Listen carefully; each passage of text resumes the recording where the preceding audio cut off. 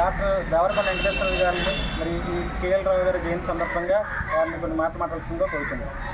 ప్రపంచ ప్రఖ్యాత design engineer Padma Bhushan doctor KL Rao గారి 124వ జయంతి సందర్భంగా ఇంజనీర్లకి, రైతులకి, ప్రజానికానికి కూడా శుభాకాంక్షలు తెలియజేస్తూ ఈ దేశానికి అందించిన సేవలకు గాను కేఎల్ రావు గారికి అసోసియేషన్ ఆఫ్ ఇంజనీర్స్ అదేవిధంగా అసిస్టెంట్ ఎగ్జిక్యూటివ్ అసోసియేషన్ తరఫున ధన్యవాదాలు అర్పిస్తున్నారు.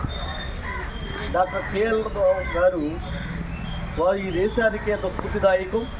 ముఖ్యంగా ప్రపంచంలో ప్రఖ్యాతి గాంచిన డిజైన్ ఇంజనీర్గా వారు పేరు తెచ్చుకోవడంలో వారి నియమ నిబంధనలు ఎలా ఉంటాయంటే ఏదైనా ఒక ప్రాజెక్ట్ కానీ ఒక స్ట్రక్చర్కి కానీ వారు అనుమతులు ఇవ్వాలి అంటే ఖచ్చితంగా క్షేత్రస్థాయిలో ఇన్స్పెక్షన్ చేసి మాత్రమే ఆ డిజైన్ అప్రూవల్ ఇవ్వాలని చెప్పేసి ఆ రోజుల్లో వారు చెబుతూ ఉండేవారు. వీరు ప్రపంచంలోనే ఆర్సీసీకి సంబంధించి అంటే రీఇన్ఫోర్స్డ్ సిమెంట్ కాంక్రీట్ని స్టీల్ని కలిపి స్ట్రక్చర్గా స్లాబ్స్ వేసేయడం మనందరం చూస్తాం అన్నమాట. ఆ స్లాబ్స్ నిర్మాణం కానివ్వండి, రాఫ్ట్ ఫౌండేషన్స్, ఆర్సీసీ వీటన్నిటిలో కూడా వారిని పితామహుడిగా మనం భావించవచ్చు. ఎందువల్లంటే భారతదేశం నుంచి మొట్టమొదటిగా డాక్టర్ ఆఫ్ ఫిలాసఫీ అంటే పిహెచ్డీ చేశారు ఆర్సీసీలో. ఆ విధంగా వారు పేరుగాంచడం జరిగింది. అదేవిధంగా అంటే జలవనరుల శాఖ మాత్రమే వారు పరిమితం కాకుండా అంటే నాగార్జున సాగర్ ప్రాజెక్టు, శ్రీశైలం ప్రాజెక్టు, అదేవిధంగా ఇప్పుడు ఏదైతే వారి పేరు మీదే ఉందో పులిచింతల ప్రాజెక్టు, వీటికి సంబంధించిన చోట వర్క్ చేయడమే కాకుండా ఈ జలవనరుల శాఖకి మించి అంటే రచనా రంగంలో వారు చాలా ప్రఖ్యాతి గడించారు. రచనా రంగమే కాకుండా పర్యాటక రంగంలో ఫర్ ఎగ్జాంపుల్ ఈరోజు చెప్పాలంటే విజయవాడలో ఏదైతే ఇంద్రకీలాద్రి పర్వతాలు ఉన్నాయో ఇంద్రకీలాద్రి పర్వతాన్ని ఒక పర్యాటక రంగంగా తీర్చిదిద్దిన ఘనత వారికి దక్కుతుంది. అక్కడ ఒక జాతిపిత గాంధీ గారు ఎవరైతే ఉన్నారో వారి యొక్క ఆశ్రమాన్ని ఏర్పాటు చేసి ఒక స్తూపాన్ని ఏర్పాటు చేసి పర్యాటక ప్రాంతంగా తీర్చిదిద్దడం జరిగింది. ఇదే కాకుండా రాజకీయ రంగంలో కూడా ప్రవేశించి వారు పుట్టి పెరిగిన ఏదైతే కంకిపాడు ఏరియా, విజయవాడ ఏరియా ఏదైతే ఉందో అక్కడ 10 సంవత్సరాల పాటు వారు ఎంపీగా పనిచేశారు. అక్కడతో వారి యొక్క రాజకీయ ప్రస్థానం ఆగలేదు. వారు చివరికి వాటర్ అండ్ పవర్ మంత్రిగా కేంద్ర మంత్రికి కూడా పనిచేయడం జరిగింది. వారి సేవలు ఎంతో ఘనమైనవి. ఈ రోజున్న ఇంజనీర్లందరికీ కూడా ఎంతో స్ఫూర్తిదాయకం.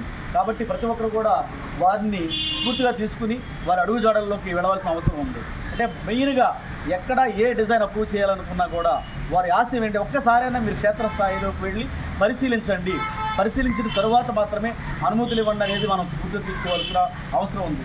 అదేవిధంగా మీకు చూసినట్లయితే కాటన్ గారి విగ్రహం కూడా మీరు చూడవచ్చు.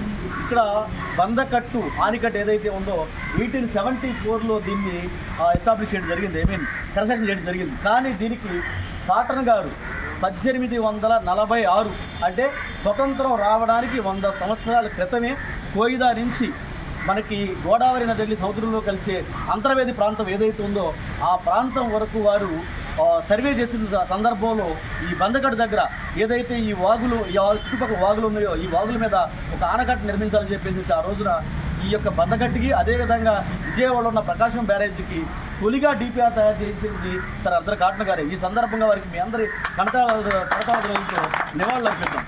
ఒకవేళ వారు సుదీర్ఘంగా ఆ రోజున కనుక సర్వే చేయనట్లయితే ఈ యొక్క బందకట్టు ఆనకట్టు ఉండేది కాదు.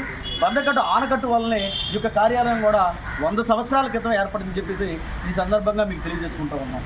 అదేవిధంగా ఈ కేఎల్ రావు గారికి, కాటన్ గారికి ఏమాత్రం తక్కువ కాకుండా 101 సంవత్సరాలకు పైగా జీవించిన సార్ మోక్షగుండ విశ్వేశ్వరయ్య గారు ఆ చివరి విగ్రహాన్ని కూడా మనం ఒకసారి చూడొచ్చు.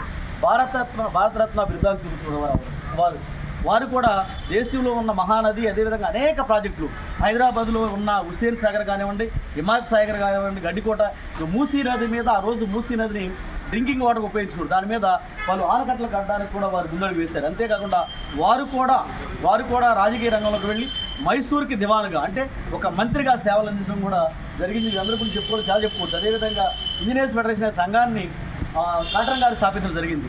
ఆ సంఘాల్లో తర్వాత కేఎల్ రావు గారు కూడా పనిచేయడం జరిగింది. ఈ సందర్భంగా ఇంజనీర్లు కానీ ఇంజనీరింగ్ డిపార్ట్మెంట్లో పనిచేసేవారందరూ కూడా కేవలం మనం సాంకేతిక రంగానికి మాత్రమే పరిమితం కాకుండా అనేక సంఘాల్లో మనం పనిచేయాల్సిన అవసరం ఉంది. అదేవిధంగా రచనా రంగంలోకి వెళ్ళొచ్చు, పాత్రికేయ రంగంలోకి వెళ్ళొచ్చు, ఏదైనా పర్యాటక రంగానికి సంబంధించి చేయొచ్చు. అదేవిధంగా ఈ దేశంలో ఉన్న ఎవరైతే పిల్లలు ఉన్నారో ఈ రోజు పిల్లలు ఉన్నారో ఆ పిల్లలే రేపు ఈ దేశ భవిష్యత్తుని ముందుకు తీసుకెళ్లాల్సిన అవసరం ఉంది.